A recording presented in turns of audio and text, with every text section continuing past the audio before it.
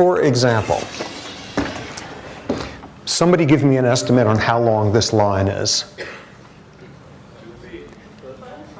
A foot. Okay, people who said a foot, what is it that went through your head to figure it out?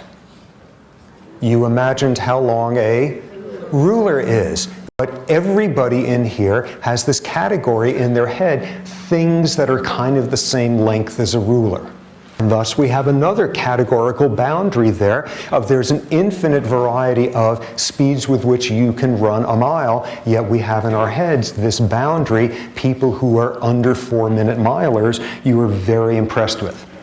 Okay, now I want to impress you with another friend of mine who's a painter. And this person is such a great painter that they paint with 11 different colors.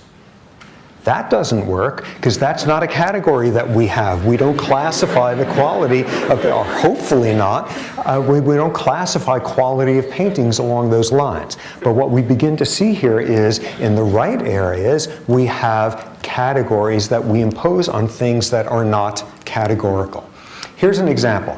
Why should you do this? Where'd the example go? Here's one of the classic continua that we ever deal with, which is the continua of color, the varying wavelengths that take the rainbow from violet to red, and there's an infinite number of spaces in between. And what do? We have rules in English that you divide the continua here and here or whatever, and that's what you call a color. This is red, everything from here is red, everything here is orange, so on. You take a continua and you break it into boundaries. Why do we do that?